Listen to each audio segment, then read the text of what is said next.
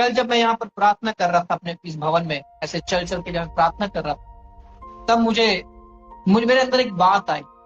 मैंने बोला मैं इस पोस्ट को बनाऊंगा और शेयर करूंगा ताकि लोग भी जान सके कि हमें दो सच्चाई में जीना है। यदि हम इस दो सच्चाई में जिएंगे ना, हम यीशु मसीह के पास जाएंगे, अनंत जीवन को नहीं खोएंगे। पहला सच्चाई जो मेरे अंदर एक आवाज, जो मेरे अंदर एक व्यक्ति है, जो मुझे वो सच्चाई है, वो क्या कहता पता है? कि तू बेकार है, तू निकम्मा है, तू अयोग्य है, तू नालायक है ना, तू नाकाबिल है ना, और तू कुछ नहीं कर सकता था, तू कुछ नहीं था, कुछ भी नहीं था। एक सच्चाई ये है जो मेरे अंदर से ये बातें होती है ना, वर्थलेस है, बिल्कुल बेकार, कूड़ा करकट है। एक सच्चाई ये है मेरे अंदर।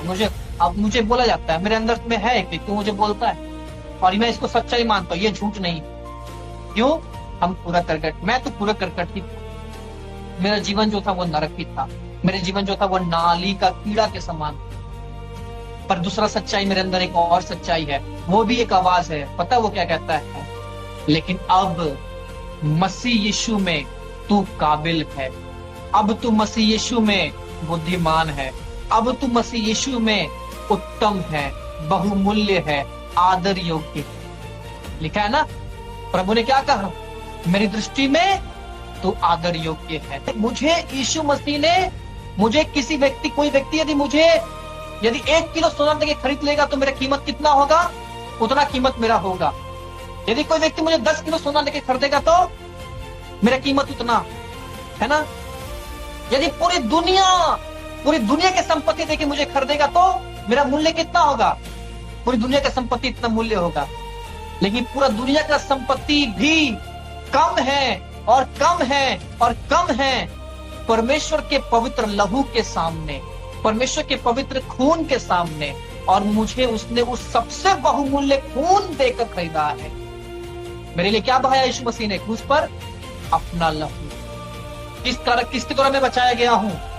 उसके लहू के द्वारा। आज शैतान का मुझ पे क्यों अधिकार नहीं है? क्योंकि मैं मसीह के लहू से ढका हुआ। पर आज मैं शैतान का नहीं हूं, आज मैं खुदावंद का हूं। उसने मुझे शैतान के हाथों से, पाप के हाथों से, श्राप के हाथों से, मृत्यु के हाथों से, नरक के हाथों से अपने खून देकर खरीद लिया है। तो मेरा मूल्य क्या है? यीशु मसीह का खून। यीशु मसीह का खून का जो मूल्य है वही मेरा मूल्य है। और यीशु मसीह का खून जो है वो बहुमूल्य है, या फिर कहूंगा अमूल्य है। उसका कोई मूल्य लगा ही नहीं सकता। पूरी कायनात देकर भी आप यीशु मसीह के खून का मूल्य को बराबर नहीं कर सकते। तो मैं अब मसीह के द्वारा अमूल्य हूं। हालेलुया। आदर योग्य है मेरी दृष्टि में, आप आदर योग्य है प्रभु की दृष्टि में। आप उतने ही अमूल्य हैं जितने अमूल्य मैं। इसलिए दुनिया की दृष्टि से आप अपने आप को ना। हालेलुया। तो दूसरी सच्चाई मेरे अंदर ये है जो मुझे कहता है, अब मसीह के द्वारा तू काबिल है, अब मसीह के द्वारा तू योग्य है, अब मसीह के द्वारा तू आदर योग्य है, मसीह के द्वारा तू उत्तम है, मसीह के द्वारा अब तू ऊंचे स्थानों का अधिकारी है।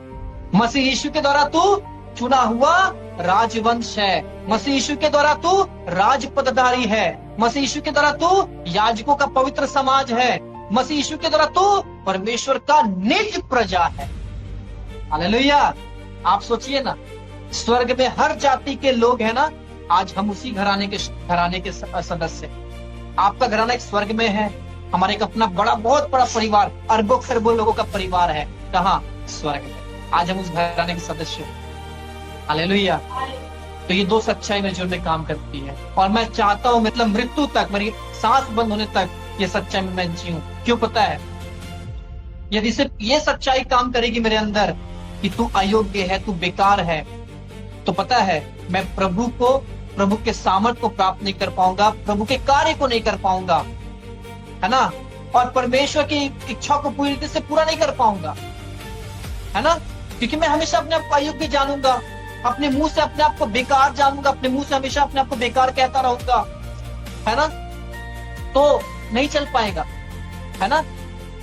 और यदि मैं ये बोलूंगा, अरे अब तो मैं बचा लिया गया, अब तो मैं स्वतंत्र हूँ, अब तो अरे मैं प्रभु ने पास्टर बनाया, मैं पास्टर हूँ, हाँ, कल को बिशप बन जाऊंगा, अरे मैं बिशप हूँ, है ना, कल को मेरे पास गाड़ी आ गया, बंगला आ गया, घर आ गया, अरे मेरे पास ये सब कुछ है, क्या आ गया मेरे अंदर? घमंड। क्या आ गया मेरे अंदर? घमंड। तो भी मैं मसीह से वंचित हो जाऊं। इसलिए ये दोनों सच्चाई मेरा क्या है? बराबर का तराजू। यहाँ पर मैं चल रहा था, प्रार्थना कर रहा था, प्रभु ने मुझसे ये बात देखते, मैं बोला जरूर मैं इस सच्चाई को लोगों से शेयर करूंगा, ताकि आप सबको